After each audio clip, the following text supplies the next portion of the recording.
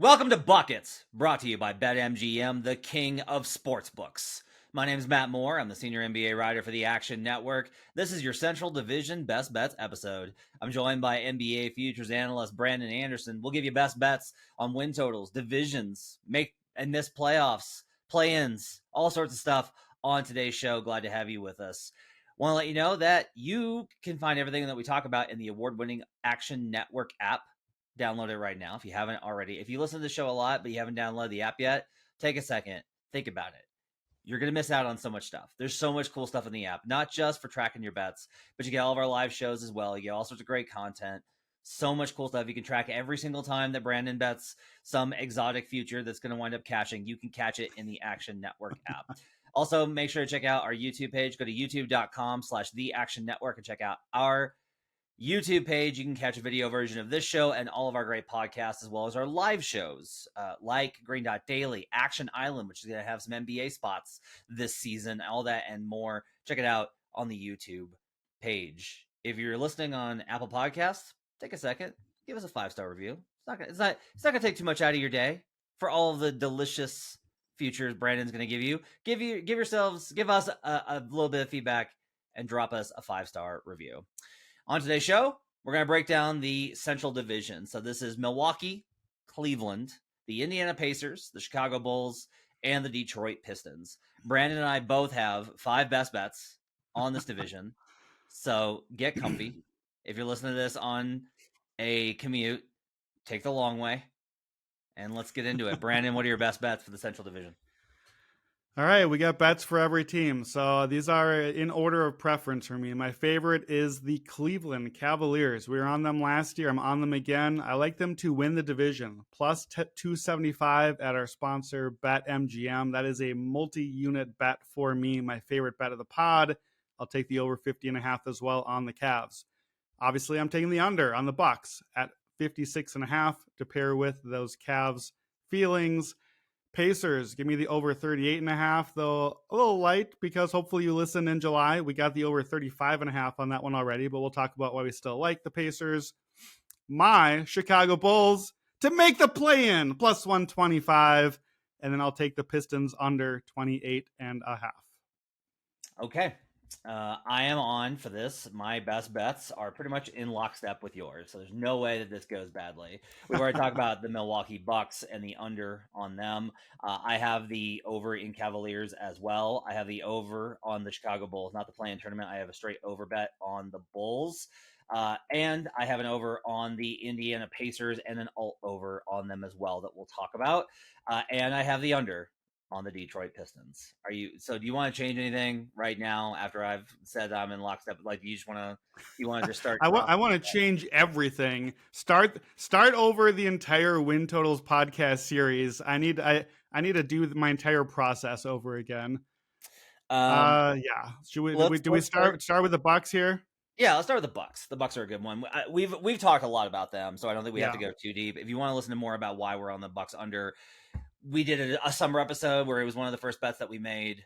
And then they made the Dame trade. And while I definitely like them more after adding, Damian Lillard, the number adjusted too much. And I still think that it's an over. If we look at the market on this number, Brandon, a healthy respect in the betting markets for the Milwaukee Bucks. They are currently sitting at an average of 54.5. My projections have them at 51.8. I bumped them up after the Dame trade. I do think it's worthy of a bump up because specifically we talked about the defense, and I think you're going to talk about it. It's a healthy downgrade from Drew Holiday to Damian Lillard. There's a lot of ways that I think they'll be able to cover up for Dame's defensive inefficiencies. It is really important to know how good Giannis and Dame are going to be together. Dame said in a quote, "I've never had a guy that could do that." And I made the joke on Twitter, and I said that is play defense. And look, it's not just him though. Like Chris Middleton, the list of Dame's teammates after the first regular season game that he plays in, if he's healthy, knock on wood, for his entire career, this is how it's going to go: Giannis, LaMarcus Aldridge, Chris Middleton, Brook Lopez, CJ McCollum, end. Like that's like the list, right? Is like Chris Middleton is probably better. I think he's better than CJ McCollum with combined with his defense. I think Brook Lopez is, Brook Lopez was runner up for DPOY last year. There's a lot to like about this team. The number's just too high. We talked a lot about if you listen to one of the previous episodes on this podcast about the 50s numbers. The 50 trends are really bad. Teams that have a win total of 50 or more, they tend to go under. That's just been the history of this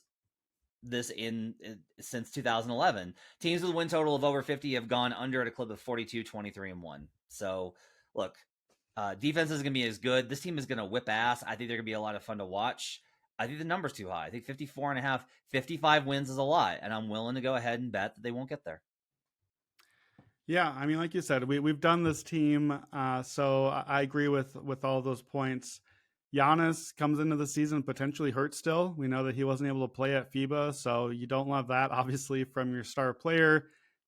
Quietly, he's missing games. Like even like we talked about this with the MVP podcast, like he's not really playing too much different games played than Joel Embiid, who we slander year after year for his injured games missed. And I think that's a thing. That's a thing the regular season, of course, because that's what we're talking about here with win totals. This number is dropping already. When I did my final prep for this, I think a weekish ago, I had it at 56.5 at BetMGM. So I think you've already lost a little bit of that early steam momentum that we know this is on the podcast we did after the Dame trade. We said, okay, grab the under. The number is up really high and it's come back down a little bit. So I think if you haven't bet the 56.5 already, if you're looking at a 54, even see a 53.5, I think you've sort of missed the moment a little bit. And the correct way to fade them might actually be to do a Cleveland bet instead, which we'll get to when we do the Cavs. For me, and I know this is more pronounced for me than it is for you, the Dame trade fundamentally changes the Bucks profile for me. And like, obviously, you add Damian Lillard, you're going to change a little bit. But here's what it did. Like, I'm all the offense and defensive ratings. Before that trade, just with traditional Bucks, I had them 11th offensively, 5th defensively. Post-trade with Damian Lillard, I have them 4th offensively, 14th defensively. Now, don't freak out on the 14th. It's basically like 10 to 20 is effectively the same. But I have them basically dropping the same amount defensively as I have them gaining offensively. Pretty close to that. So, from a regular season only standpoint, that doesn't really move the net rating for me. It doesn't really increase the win total for me, but this number moved up a few wins. I already liked the under anyways, and now I got a little more cushion on the bet. So Damian Lillard is, before the last 2 years with all the injuries, top 3 offense. So I think initially when we reacted to this, I think it underrated just how good the offense has been. He has 125 O rating or better his last 3 healthy seasons. He's really good. And him and Giannis together, whatever else goes out there, they're going to put up offense. I texted you a picture last night. My buddy went to the Memphis Grizzlies preseason game against the Bucks and sent me a picture. They got seats. His son has autism, and so they got seats upgraded to right behind the bench. Good on the Milwaukee Bucks. They gave him, got Jay Crowder's headband. He got the whole works, and he sent me a picture of the huddle. And the thing that my eyes saw in the huddle was not Giannis, not all the other players. My eyes locked in. I was like, what? Terry Stotts is wearing green in this photo. What is happening? Terry Stotts, former Damian Lillard head coach from all those like incredible offenses. That's not nothing to me. We don't really know what Adrian Griffin is as the coach on this team. You and I, year after year, have bet overs on this team because of Coach Bud and what he does in the regular season, and we're losing that. I have to like Milwaukee a little bit more with Terry Stotts in there to at least kind of add some veteran stability to the coaching staff. I think the offense will be really good. I know you're less worried than me about the defense. I just feel like losing Drew Holiday and Javon Carter as the point of attack. We've done the point of attack argument, but I think that really matters a lot. We're going to have a lot more average-ish defenders out there. Brooks getting older. Brook and Giannis don't always stay quite healthy. Maybe Giannis just can unleash his usual incredible defensive self more. He hasn't done that as much in recent years. Maybe doing less offensively will allow that. So either way, the number is just really high. So I like them. I like them better in the postseason than when we initially talked about them. But this is not a postseason pod. We're focusing on win totals and regular season, so it's still a fade for me. How many negative defenders do you think there are on this team? I was careful to not say negative. I said average-ish. I just think that there are Giannis and Brook obviously are very good defenders. I don't really love the rest of the defenders on the team unless I'm forgetting someone. Chris is a good defender.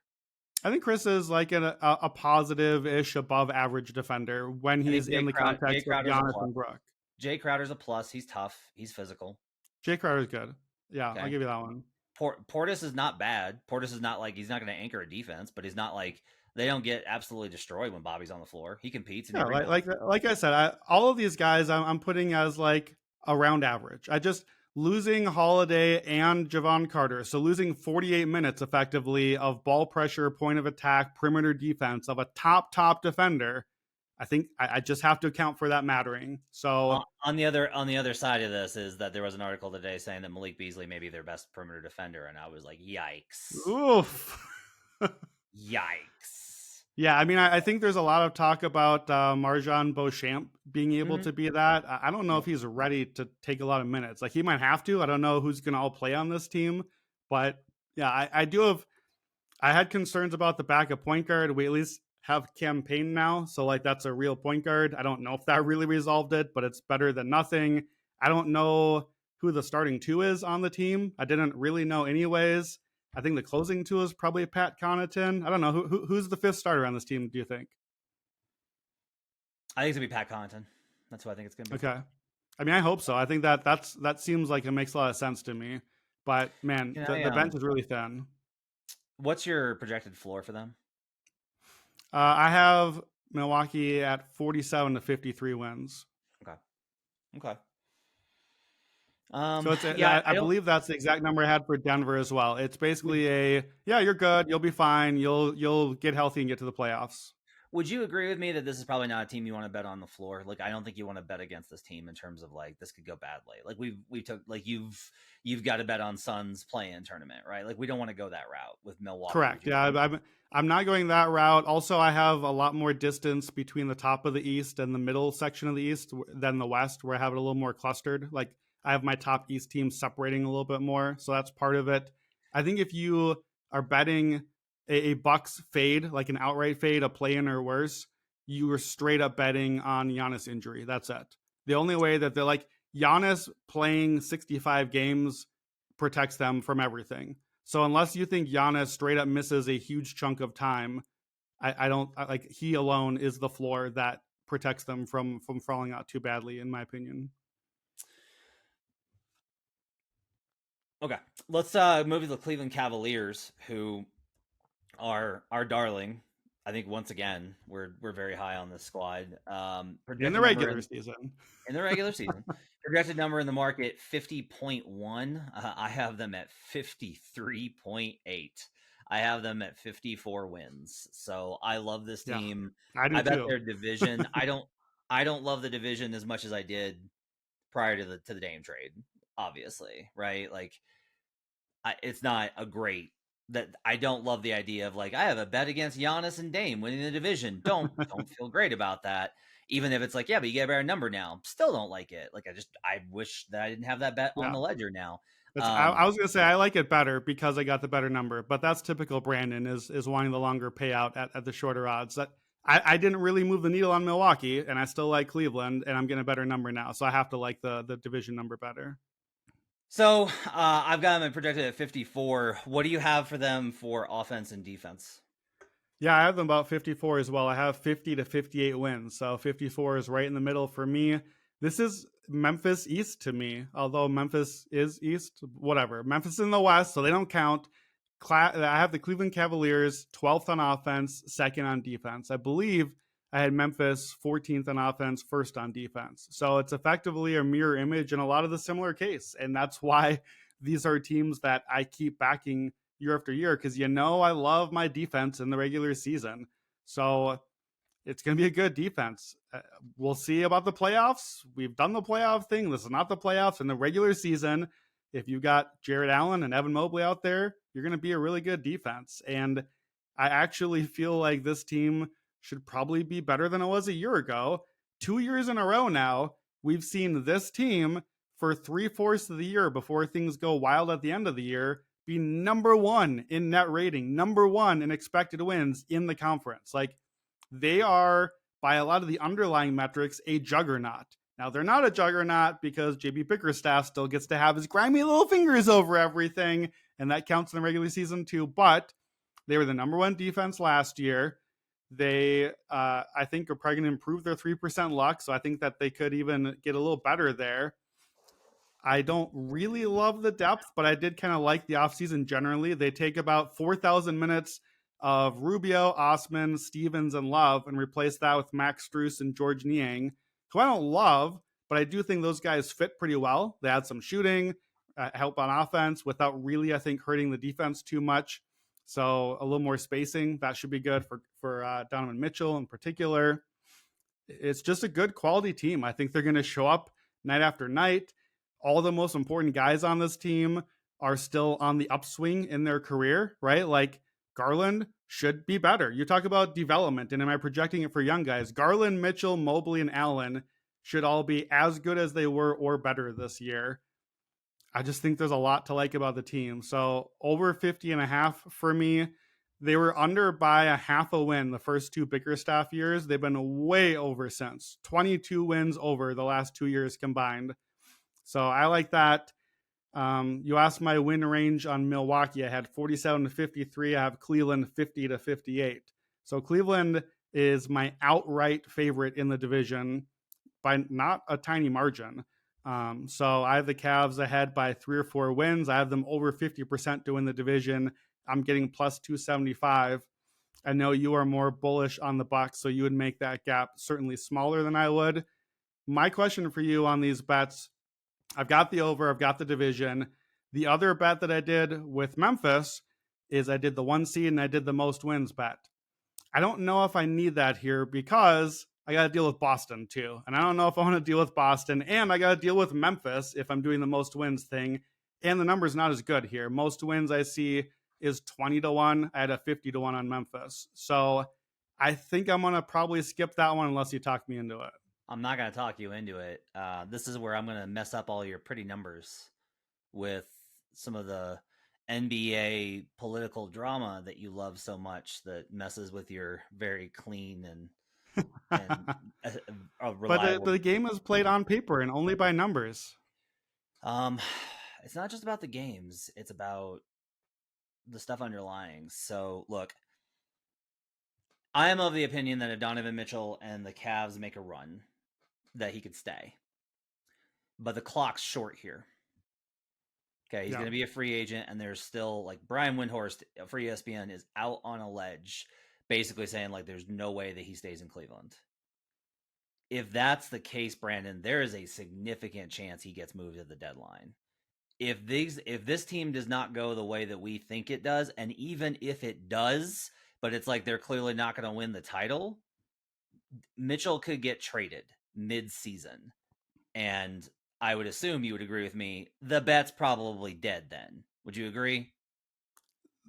Which bet? Do you mean everything on Cleveland? The over, the division, the wins, all of it? At least your win percentage on even the over is dead, or is lower. I think number one. Yeah, I mean, certainly everything is significantly lower. I would be very concerned for this team's offense without Donovan Mitchell. He's really important to their offense. Okay. Then there's the Jared Allen stuff. I don't agree with it. I think Jared Allen and Evan Mobley's fine. I actually don't like the idea of playing Evan Mobley at 5 yet. I don't think he's there physically. I don't think you want to play Evan Mobley at 5 right now. I think that's a bad idea. But they were looking at options for trading Jared Allen over the summer. They at least entertained those ideas. And again, if things go a little, like, there's all these ways we can get there, right? Like, if they start slow, but they can still pick it up and then have a really good season. When you have the kind of trade chatter that we do, that makes me nervous, because there is absolutely a possibility here that they move on from Jared Allen. And if they trade Jared Allen and don't get a premier wing back, then I don't know what the upgrade is. Like, I don't know what that upgrade looks like. That one's more possible that you can wind up with a team that you personally would like better. You're higher on point of attack defense than I am. I would imagine you're probably lower on teams that run two bigs offensively. Is that fair to say? Yeah, I certainly am looking long term at Cleveland trading Allen and moving Mobley to the 5. Like I agree with you. I don't know if Mobley's ready for that. He's clearly not. If you watched the playoffs last year, which we did, but I think long term that is the move for them. But yeah, short term, I'd worry about their defense without Allen to protect him, and I don't know. Like, look, you're not gonna. Allen's a fine center. I believe he made a. Did he make All Star a couple years ago? Yes. I think he shouldn't have, but I think he did. Yes. He's not an all-star center. He's like a I would how would you put Jared Allen versus DeAndre Ayton as far as like a trade piece? Who should get more in a trade? Jared Allen right now. Okay. I would put them relatively similar. I think I'm with you, but I'd make them maybe like the 8th to 12th best center, somewhere in that range off the top of my head, like a slightly above average center. You're not getting a like lockdown perimeter defender or a really good wing for a center like that. You're just not. That's not how those players are valued. So, well,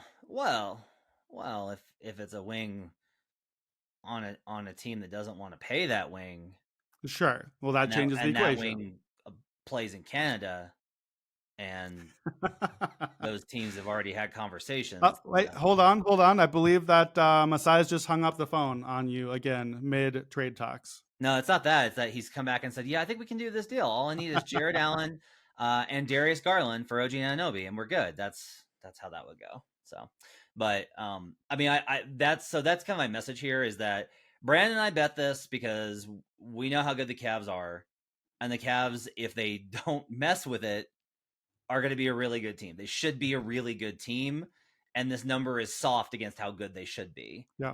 But my caution for you as a listener is you need to be aware of the risks involved here, that there are serious things that can mess with the chemistry composition of this team. And if those things go sideways, they go sideways in a hurry. Like the wheels could fall off of this team based off of if Mitchell makes it clear. Like, again, oftentimes these trade requests are not based off of like how the team's playing. It's not about that. It's a feeling thing. And so if Mitchell's like, "Hey, I just want you guys to know I'm not going to resign. I'm going to probably leave in free agency." If he says that to them, they are under obligation to move him. You know, if it starts out early and their defense, and you mean obligation to themselves. You don't mean obligation to him. Like they got to get something for that dude. Yes, exactly. You got to move him then. So I would just say that please understand that relative to anyone can get traded in the NBA at any time, but relative to even other teams, I think there's a higher risk category here for Cleveland. Yeah, I think that that's fair. I would say, given the way that you and I are viewing the team, I'm clearly a little bit higher on Cleveland and definitely lower on Milwaukee comparatively. So for me, I think I still feel pretty good about hitting the division bet, and feeling good about like what you mean. Again, anything can happen. The trade could happen before this podcast releases if there is a trade, but I would suspect that if something was to happen, it comes closer to the deadline. So at that point, if I'm right, I'm probably already right so far about Cleveland and can have a chance to. I think we agree, much as we do like Indiana and even the Bulls to an extent. Like this is a 2-team division race. Those teams have some separation. I don't need the 1-2 finish bet here because I'm seeing a plus 300. So that like the difference of a quarter is not worth it compared to just the division. But I think though, if I get a plus 275 in the division and I'm right through January, then I think I'm going to at least have a position where I can get out at some point, get Milwaukee and still be fine. So I like it. I think with your position being a little lighter on Cleveland, a little heavier on Milwaukee, that makes more sense to be cautious there. The Indiana Pacers, last year's darling for the Action Network group. I was not included in that. The over was an easy over bet for those that bet it. I stayed away. I wanted to see it. I don't feel I am too late on them because I think that there is an underrating in the market still. The market number on this, Brandon, is 38.7. That's the average. There's 38 and a half, a 39, and a 39 and a half in the market. I have this team projected at 44.4 wins. I think they breeze over this number. I think this is a playoff team. I have bet them to make the playoffs. I think this is going to be a top 5 offense. I think it's going to be probably, using your kind of rubric, if I was to guesstimate it, I would do a pretty wide range defensively, but probably somewhere between 18 and 25 is probably the 7-win range that I would probably put them in for, or 7-team win that I would put them in for defensive rating. I just think this offense is going to absolutely cook. They have tailor-made this offense to a play style, which is really fascinating that this is Rick Carlisle. That Rick Carlisle, of all people, is like really embraced. Like, no, we're going to play fast. We're going to play fast. We're going to play all offense. Tyrese Halliburton was a darling again of Action Network. Like, lots of bets on him for MIP last year, all these types of things. I think that this is the year that he makes the real league. Now, you could say, like, but he was an all-star last year, Matt. That's true. That's true. He was an all-star. I legitimately think we're going to be talking about him as like a top 10 player. Like, people do not understand how good Tyrese Halliburton is. He would have led the league in assists probably if he'd stayed healthy. A lot of what happened last year is the Pacers were actually competitive and on track for a playoff spot. He got hurt and they went to pieces. And then he came back and everyone else was like resting and they decided to pivot to the draft, and that's fine. But like with Halliburton, they were winning games. And they added Bruce Brown, which I think is a big get for them. They added Obi Toppin, whose plus minus numbers in New York were great, and he fits perfectly with this roster. Like, it just the amount of full court transition lobs that Halliburton and Toppin are going to connect on is going to be ridiculous. Benedict Mathurin in year 2. Here's another guy that people don't realize is good. Aaron Nesmith, really good player. Like, Aaron Nesmith is a really good player. Andrew Nembhard, really good player. Jalen Smith shows a lot of potential. Jordan Nwora, I actually like. He's like at the end of this thing. Jarris Walker had 19 in his first preseason game. Had a very bad second game. We won't talk about that. He'll give them something. They still have Miles Turner to be able to provide some defensive, and they've got Bruce Brown on the perimeter. I love everything about this roster construct. I don't know if this team is going to be great, but I think they're going to be good. Yeah, we are team Pacers. I think this is probably mine and yours. Like, this is our team this year. This is the team we've been on since, I think, the very first podcast we did, starting to turn the page to the new season.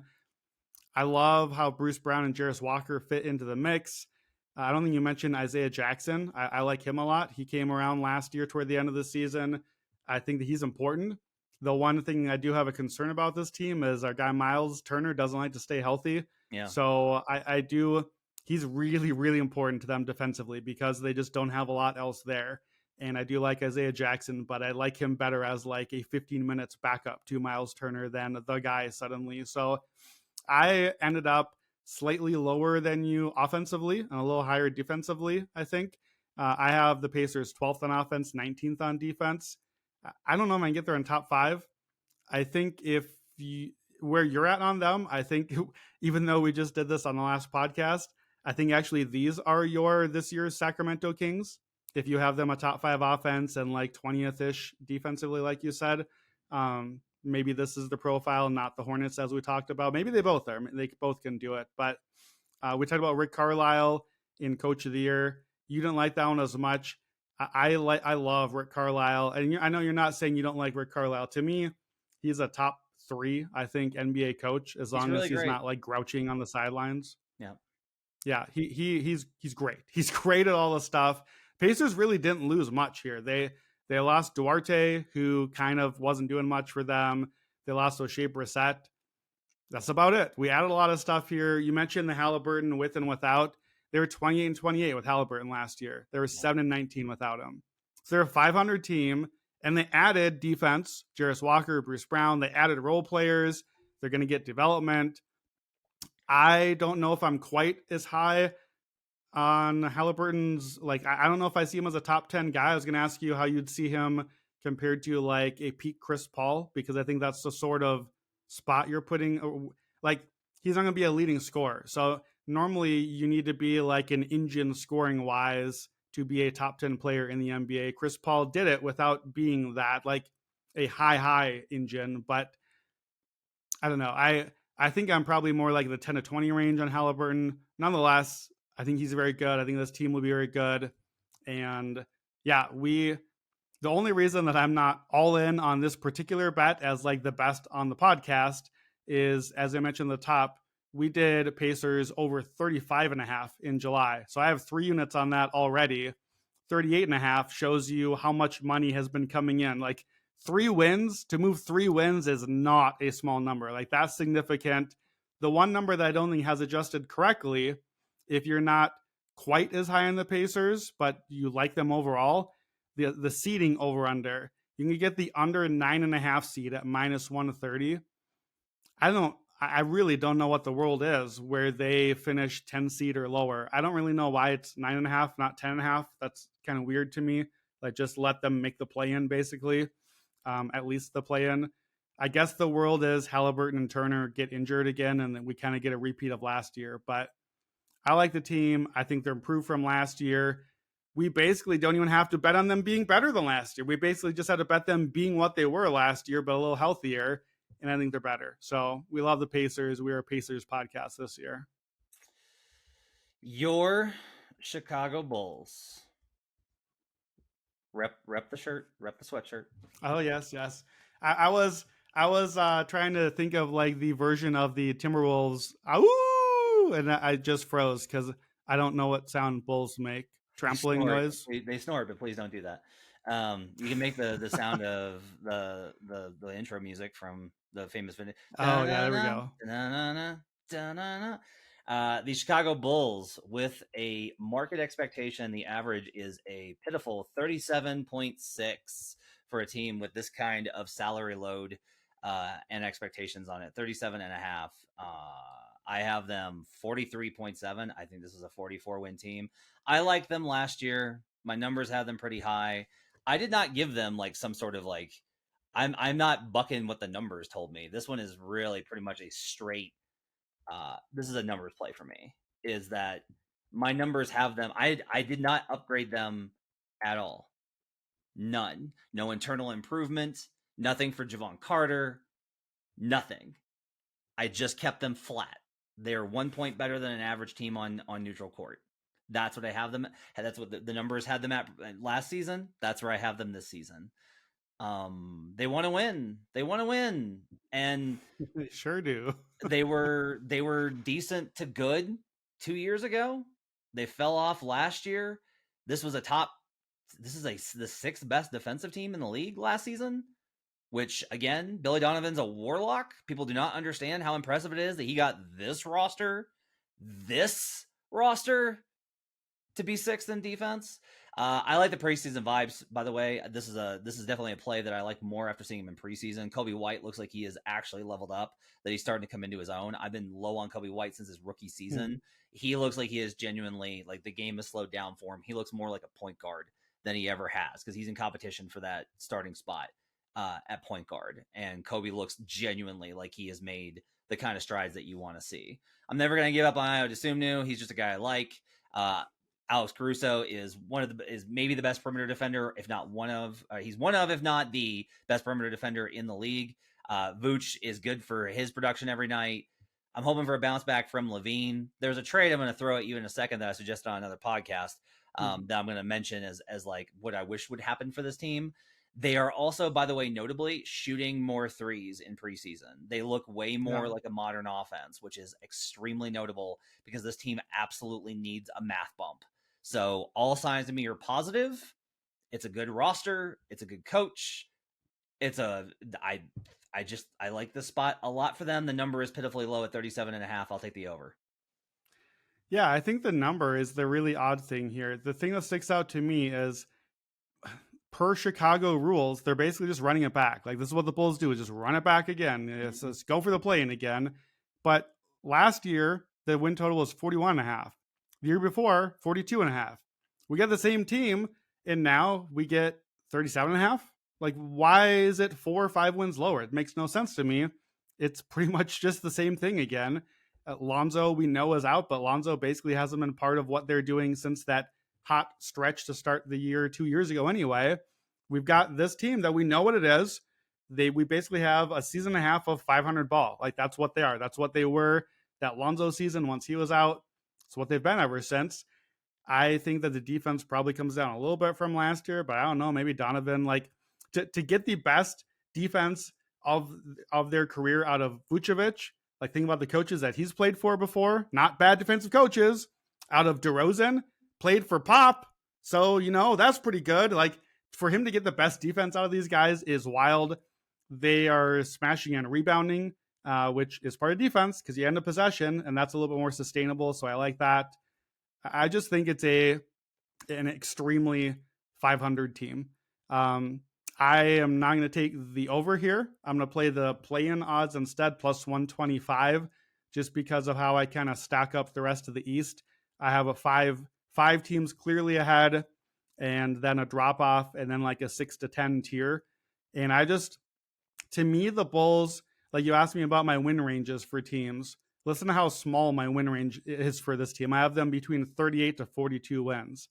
I think it's my tiniest, narrowest win range because I don't really see a ceiling. I don't know if they even do at this point. I never did with this version of the team, but I also don't really see a terrible floor. Like they're going to try. They want to make the play in at least. I just think they're going to end up in that range. So if I have a top 5 and then a next group of 5, there are a lot more reasons for me to think, oh, in that next group of 5, Orlando put it all together, or Charlotte, or Atlanta was better than I thought, or Miami. Like I can buy the ceilings of any of the other versions. So I like the play in. What I really want in typical Brandon fashion, but I don't know if I've seen this at a book. If you see it, you can let me know. In NFL, you can bet straight division forecasts, like not just 1, 2, 1, 2, 3, 4. I want 1 through 5 in this division. I want Cleveland, Milwaukee, because that's the top 2 we talked about. Detroit at the bottom. And I clearly like Indiana more than Chicago. I think it's a little bit closer for you, maybe, but you're higher in Indiana than me. Like, to me, this is a clear 1, 2, 3, 4, 5 division order. I want the whole thing. I want odds on that, but I haven't seen that anywhere. You can bet Chicago to be 4th in the division. So for me, that's basically lose the head-to-head to Indiana, be ahead of Detroit. So that's pigeonholing that. That's a plus 130. What do you think about the 4th in division bet? Man. Your face says, I have never in my life thought about a 4th in division bet. Why are you so crazy? No, like I get it. Because I was looking at some random ones yesterday. Like I look at those pretty consistently. I think it's probably a good bet. I don't think I want it because I believe more in the variance than you do. Yeah. Like I just believe that it's like, look, if the Bulls win a bunch of 3-point games and the Pacers lose a bunch of 3-point games, guess what? Sure. The Bulls finish with 42 wins and the Pacers finish with 39, and like that wouldn't right. shock you. And there's too many paths to that, and there's also like a lot of uncertainty, and also just like it's very clear to everybody this is the last year for this Bulls core, no matter what. Like, they're just going to give it one more run. I don't. the floors for those teams is low. So yeah, that's fair. That's fair. If things go poorly early and it's the last year, like it's the last year, then you can get the fire sale in a hurry. And like Zach LaVine will still net a nice trade. DeMar can still get like a 1st round pick at least from like contenders will want DeMar on their team. I do worry a little bit. I think Vooch is at an age where he had a great year last year, but I could see him just like really falling off a cliff and that hurting the team. But yeah, I think given the 4th in division at plus 130 or playing at plus 125, so same odds bet, play-in gives you so many more outcomes. You can finish the 7, 8, 9, 10 seed versus this very narrow division finish thing where you've got to not have Detroit be accidentally good or Chicago totally bottom out or whatever. So I think given the other option, I definitely like play-in better. One more. I'll prefer that to the over that you're taking, but I think we're in a similar spot. One question for you. Okay. This is a this is the trade idea. Yeah, this is perspective. It is not based on reporting. Okay. 2 scenarios: DeMar DeRozan for James Harden, Zach LaVine for James Harden. Do either of those fundamentally change you to an under on Chicago?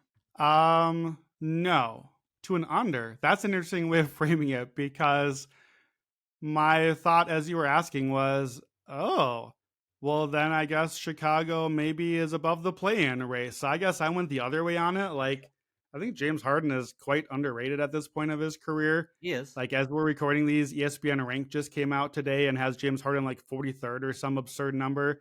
Like, Harden was an all-star last year. He didn't make it, but he absolutely should have. He so should have that I didn't even check to see if he made it because it was so obvious that he would be. Like, he's not MVP James Harden anymore, but we can live in a world where you're not a top 3 player anymore, but also not the 50th best player. And that's the world we're in with James. James Harden is a lot better than Zach LaVine, and he's a lot better than DeMar DeRozan by a margin. If he showed up on the team, like we joke about my Bulls, I do not like James Harden. I don't like watching him. I would like kind of be optimistic about my Bulls. Like, I think that's, if James Harden replaces one of those two guys, I think that's probably a team that I wouldn't want my play-in bet anymore on, because I think that they'd be a top 6 seed after that. Like, I think that's a genuinely quality team in the East. I will say that, again, not reporting, I wouldn't rule it out because it makes the most sense to me. That, by the way, DeMar DeRozan is a $28 million expiring contract. He is able to be traded 1-for-1 for James Harden, who is also a big expiring contract. Seems like it makes a lot of sense. I'm just saying. And on the other end of things, DeRozan with Embiid or LaVine with Embiid both make a ton of sense on those teams too. So, yeah. The Detroit Basketball Pistons, who have in the market a win projection. The average in the market is 28.5. I have them projected for 27. I think that if you're in this range, you're likely to go ahead and move the other direction. For me, it's pretty simple. Monte Morris helps. Bogdanovich is good. This team's offense sucks. Like, so bad. I just don't know how there's any way that they're going to be able to get out of the teens. And if you're a bottom 10 offensive team, guess what? You tend to go under. Like, it's just kind of a fact of life that if you're that bad at one of the sides of basketball, and it's kind of an important one, putting the ball in the hoop, as much as we talk about defense on this show, it is kind of important for you to be able to actually score to some degree. Teams, by the way, that are bottom 10 in defensive rank at the end of the season have gone... Defense or offense? I'm sorry, in offense. At the end of the season, bottom 10 in offense have gone significantly towards the under over the last 11 years. It's been a pretty consistent trend. If you are a bottom 10 offense, you have gone 53-17 to the under. That's 76%. Effectively, what I'm telling you is, if you know a team is going to be a bottom 10 offense, if you're just like, I can't see them getting to 19 or 20 even, this is 21 and up, then you should bet the under on them, because those teams go under. I think that there's no way that this team gets out of there. I think Cade's going to be a lot better. I think this team's going to be a lot better, but this is a big jump for them, and this is 28.5. I don't want them anywhere near 30. I think this team's still in the 20s. I think by the end of the year, we'll probably be talking about, like, hey, next year. But last year, there was ridiculous optimism for this team, and they wouldn't have hit it even if Cade had been healthy. There's still Killian Hayes talk. We're still talking about Killian Hayes.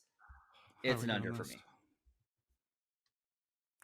Yeah, bottom 5 offense 3 years in a row, maybe more than that. I just only am tracking the last 3 years, but it feels like it's been a minute. You know how I am with the young ball handlers. That's all we've got on this team, is a lot of young ball handlers. Jaden Ivey is a guy that you can only tell so much from Summer League, but both you and I saw him at Summer and we're like, yeesh, I'm not sure you're on the development curve. That, like, Jaden Ivey is 100% a dude that should have played like a half a game at Summer League and been like, all right, thanks for coming down, Jaden. You can watch from the bench now. You are too good for Summer League. He did not look like that. And especially like with his pop, his athleticism, I'm worried about his development at this point. I do think that Cade looks great, so that does give me some slight hesitation here, but he's got a lot of bad offense to drag up. So I have the Pistons at 27th offensively, which sounds perhaps kind to where you have them. I think you might disagree with this part. I have them last on defense. I Huh. didn't even really know why. I'm not really sure why. I guess part of it is on offense, I really don't like you if you have a lot of young handlers. Defense for me is if you got a lot of young bigs, and I don't love the big men on this team. Jalen Duren I do like, but I don't know that he's ready defensively. Isaiah Stewart I really don't like as a player. We know my thoughts on James Wiseman. Marvin Bagley's been terrible.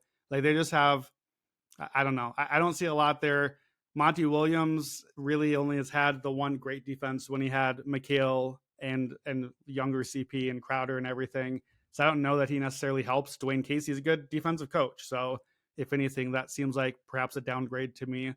The other thing with offense is I think there's a very, very high chance, speculative on my end, but just looking at the way the books line up, Bojan Bogdanovic is the best offensive player on the team right now till Cade overtakes him.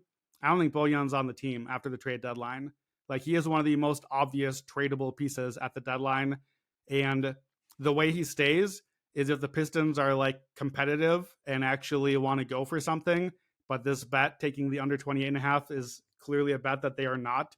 And Bojan is a good player that a lot of teams would want and want his shooting, want his offense. So I think he'd be a very clear, good trade asset that gets them like a genuinely nice return.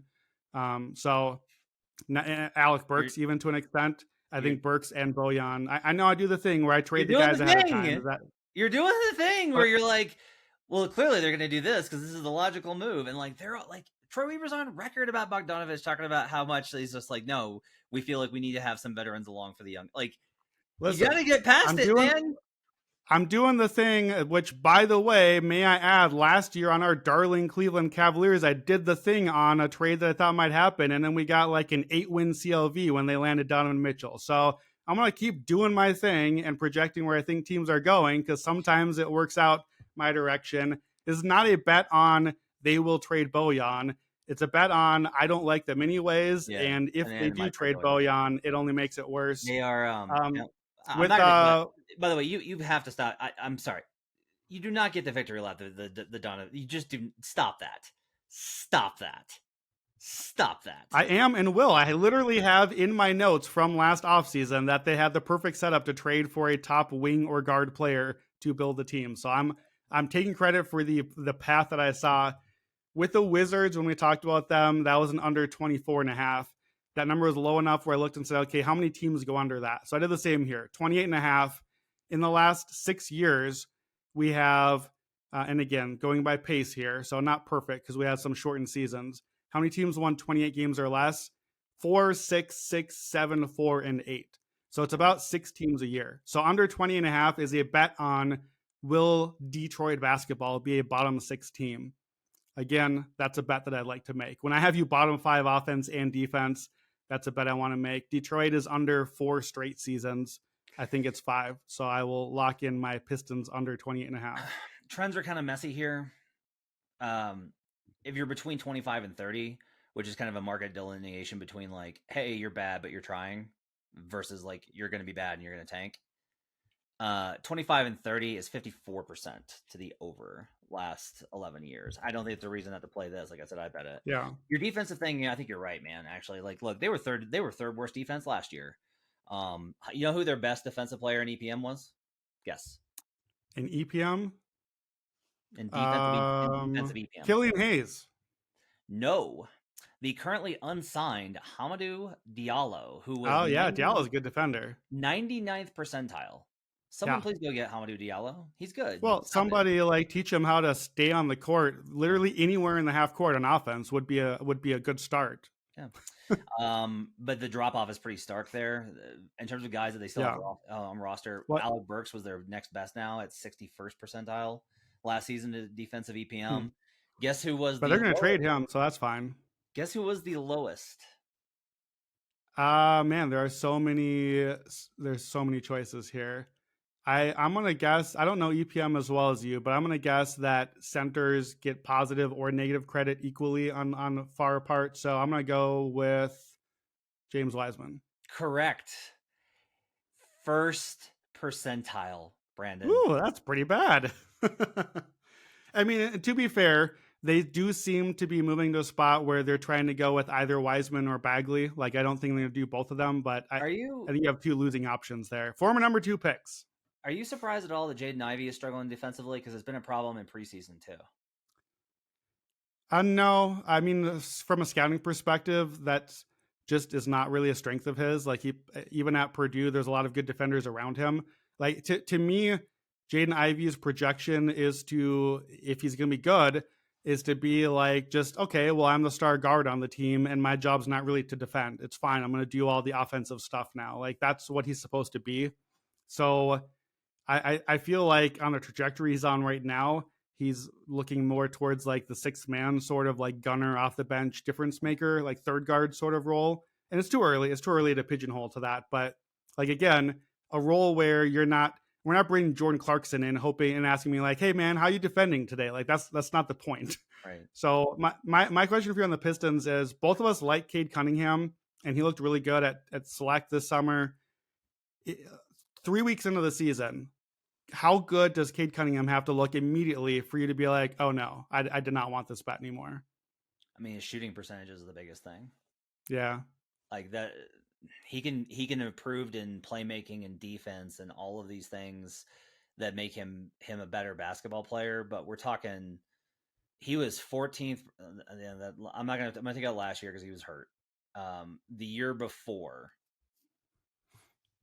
which is, that's his rookie season, and guys often struggle in those seasons. So I'm trying to but his only real season. Yeah, his only real season. He was 16th percentile at the rim, 34th percentile from mid-range, 27th percentile from 3. Like, he's got to figure out something that he's going to be efficient at. He has to be efficient somewhere on the floor in order for me to be this is the Rockets fan comeback on Cade versus Jalen is what about Cade's shooting percentages? I love all the stuff that Cade does. I think the stuff that Cade does helps you win. But he, even last year in his limited game, his 12 games played, 14th percentile at the rim, 50th percentile from mid-range, 8th percentile from 3. Yeah. I mean, last year was terrible for him. Yeah, it's just he's going to have to get he's going to have to make such strides in his shooting efficiency that it's not realistic for them to hit the over. Well, that was a tricky thing with scouting him, because that was the huge red flag for him coming into his one season at Oklahoma State, was that he couldn't shoot at all.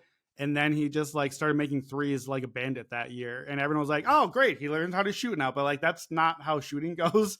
You, on a sample of like 150 shots, we don't suddenly know that you magically are a good shooter. And I think his free throws still were down, etc. So to the Jalen Green truthers listening and happy to celebrate you, I would come back here with, how about making your teammates better? How about that's the thing Cade does that Jalen Green doesn't do? If I told you Cade Cunningham made the All-Star team this year, do you still take this bet? No. I don't want the under if he's an All-Star. Okay. I think I'm still okay with it. I honestly think he'll be in the mix for All-Star, and I still don't mind having the under here. Okay.